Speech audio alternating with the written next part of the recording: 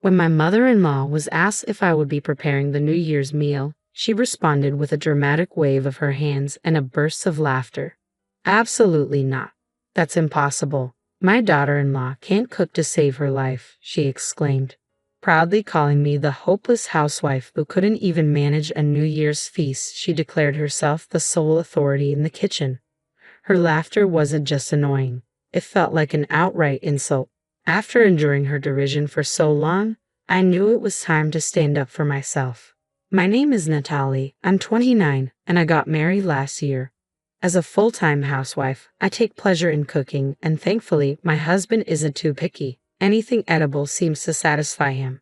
He's a kind man, and we live in a beautifully renovated home with a dream kitchen, complete with a large island. It should have been the perfect setup, but there's always been one persistent issue. My mother-in-law. She prides herself on her culinary skills and views me as a complete disappointment in the kitchen. Worse still, she doesn't keep her opinions to herself. Just the other day, while I was outside doing laundry, I overheard her gossiping loudly with the neighbor's wife. My daughter-in-law can't even cook properly. It's dreadful. I wonder about her upbringing. My poor son is so unfortunate to be stuck with her, she lamented. Each word felt like a thorn piercing through me. It was bad enough to endure her critiques of my cooking, but to hear her belittle my family was completely unacceptable. I realized I couldn't let this continue. It was time to take a stand. I've always held my parents in high regard, cherishing the countless lessons they taught me. Unfortunately, my mother-in-law never bothered to understand or appreciate those values. Instead, she chose to belittle me at every opportunity. Today was just another chapter in her ongoing series of critiques, her biting remarks echoing throughout the neighborhood. She doesn't even know how to season food properly. If I don't cook, there's no flavor at all. Why did my son have to marry someone like her? The neighbors chimed in, adding fuel to the fire with their jabs, questioning why she hadn't taught me herself. I muttered under my breath, enough is enough. I wish they would all just stop.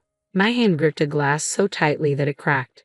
That evening, when my husband Daniel came home and my mother-in-law was conveniently in the shower, I saw my chance to finally let it all out.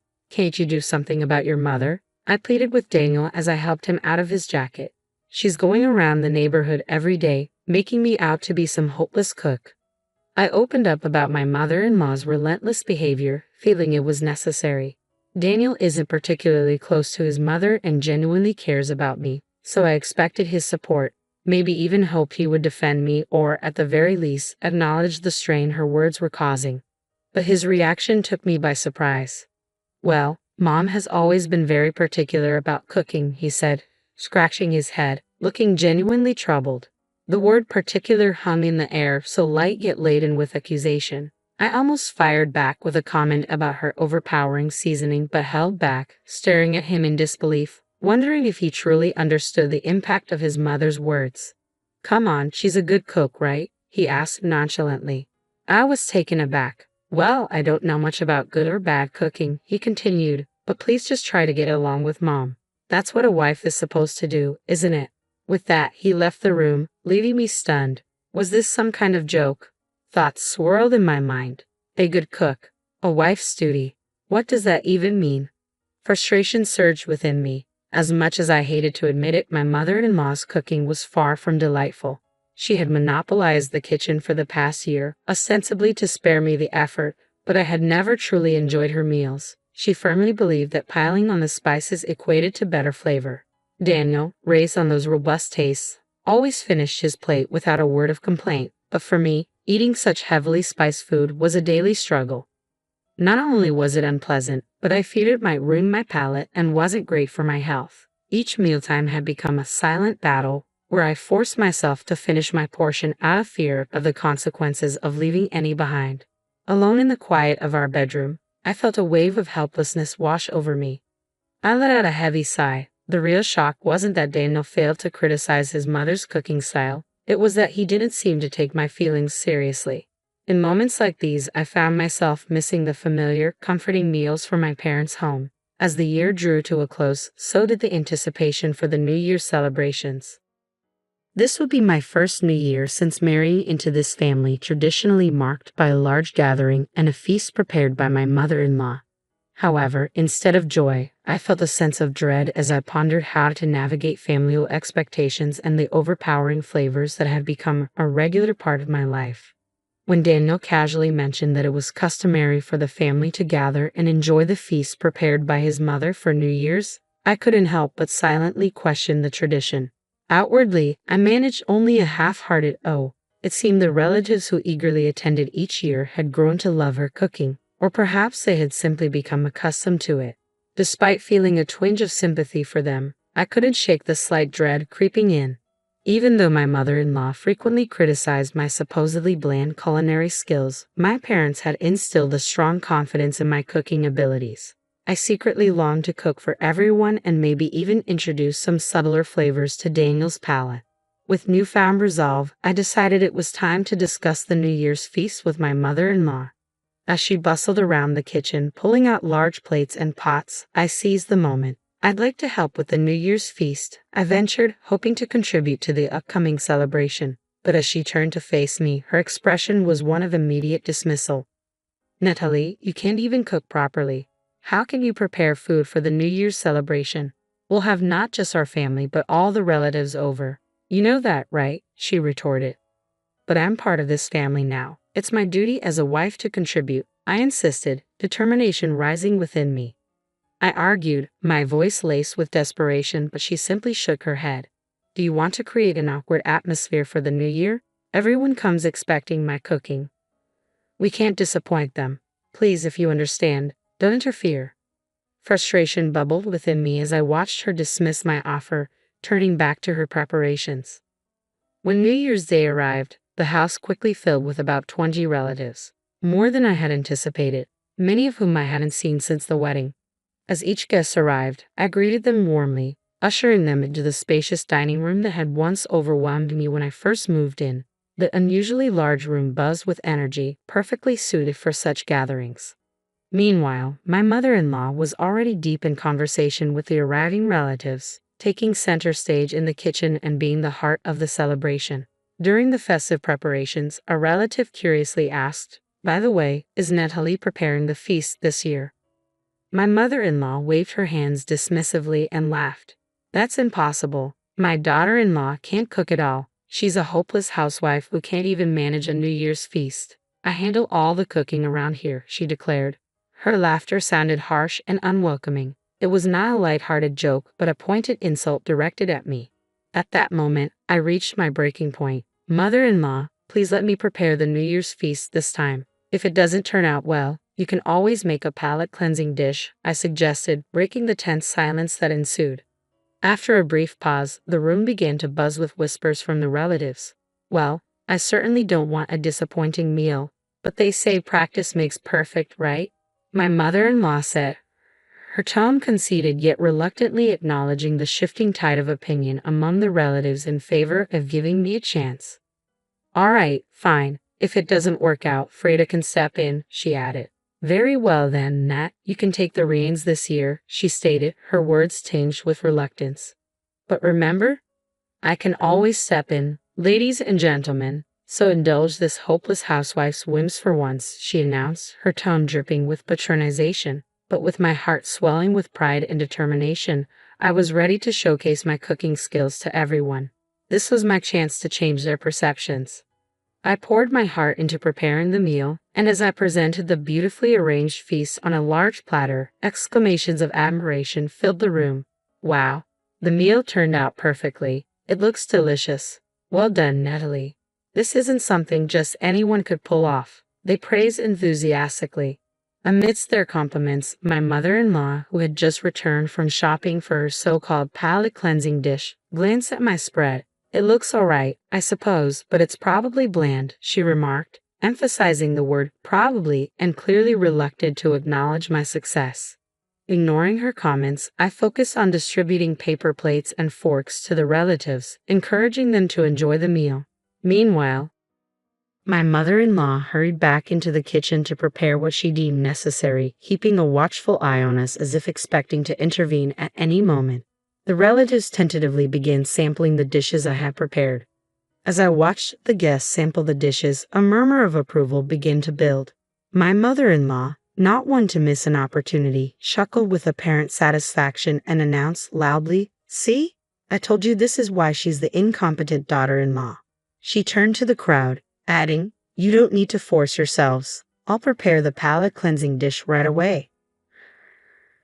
Tone dripped with triumph, as if she expected to salvage what she assumed would be a culinary disaster.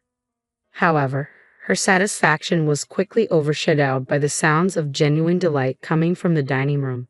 "This is the first time I've tasted New Year's food this delicious. It's like something from a fancy hotel. Natalie, where did you learn to cook like this?" exclaimed one of the relatives, their praise electrifying the atmosphere.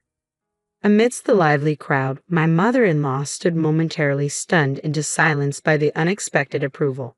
With everyone's attention now on me and none on her, I felt a surge of confidence. It was the perfect moment to reveal my background. "I grew up in a family that is deeply passionate about food," I began, my voice steady and clear. "My family owns a renowned French restaurant celebrated for its authentic cuisine and even recognized in the Michelin Guide.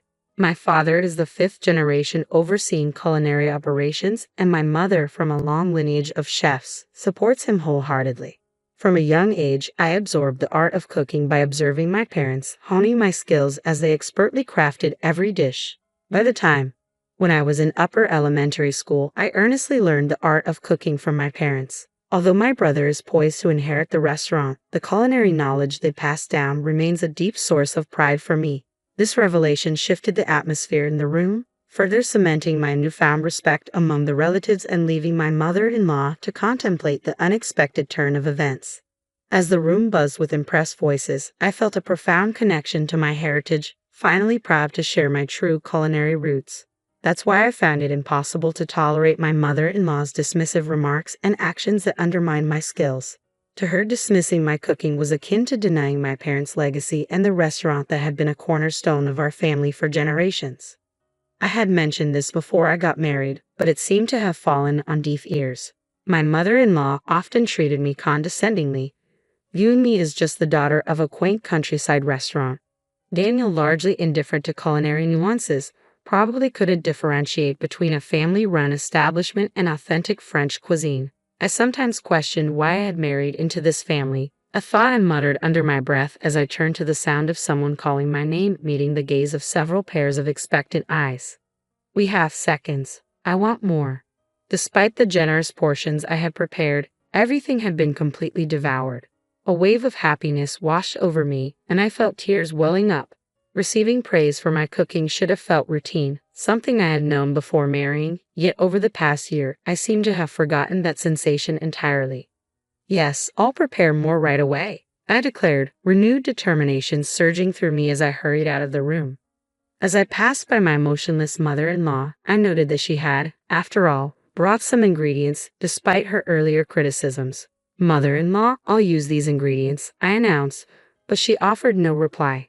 The groceries sat untouched in the kitchen as I reached into the supermarket bag to inspect its contents. Just then, 4 women entered the kitchen. Could you teach us how to cook too?" one of them asked, their faces eager with anticipation. I glanced up to see them lined up before me, their ages varying from my own to that of my mother-in-law's. This unexpected request bolstered my confidence. Here was a chance not just to share my heritage but also to foster a bond over our mutual love of cooking, transcending generational and family boundaries. It was a moment of validation, a chance to demonstrate the depth of my skills and the rich culinary legacy I carried. As I looked into their eyes, each gleamed with the same eager curiosity. "The food was amazing. We'd love to learn from you," they enthused. Hearing those words ignited something within me. I had never considered teaching cooking before, but witnessing their admiration awakened a newfound desire to share my knowledge. With a smile, I gladly agreed to teach them, and the room erupted with excitement. The group began animatedly discussing how they would impress their husbands by honing their cooking skills. Thus began an impromptu cooking class. My mother-in-law watched us from a distance, her expression unreadable as she silently tidied up. As we concluded the class and the dishes were served, they were met with enthusiastic praise. I must admit, Grace's cooking can be a bit too salty for my taste, but Natalie's dishes are delicate and refined, truly professional French cuisine. Jennifer, one of the participants, beamed with joy at the recognition. Feeling a mix of pride and unease, I offered a faint smile to my mother-in-law, but she remained focused on cleaning, undisturbed by the ongoing praises. Just as I pondered how to ease the tension, Daniel stepped in with a decisive statement. I actually prefer Natalie's cooking. Mom's strong flavors have always made me concerned about salt and health. Going forward, Natalie should handle the cooking regularly. His words seemed to take my mother-in-law completely by surprise, and before long, she quietly withdrew to her room. The news of my culinary abilities spread quickly among my relatives, marking a significant shift in how they viewed me and my place in the family. This unexpected turn of events not only bolstered my confidence but also subtly shifted the household dynamics in ways I hadn't anticipated. As word of my culinary talent spread, I soon found myself receiving requests to teach cooking classes. Initially hesitant, I remembered the joy from the impromptu New Year's cooking session and decided to embrace the opportunity. People genuinely valued my skills, and through word of mouth, my reputation as a skilled chef of authentic French cuisine grew rapidly. Before I knew it, I was featured in media outlets and celebrated as a housewife renowned for her cooking. Requests for my classes began pouring in from all over the country. Life, I learned, is wonderfully unpredictable. This unexpected journey even led to a feature about me in a prominent cooking magazine. In the article, I spoke about my culinary heritage and my father's influence on my skills. As for my mother-in-law, who had once spread less than flattering rumors about my cooking abilities, she ceased commenting on culinary matters altogether after the shift in family and public opinion. Over time, she gradually stopped cooking entirely, leaving me with full responsibility for meals in our home. Despite the increased busyness, we now live together peacefully, a significant change from our earlier days.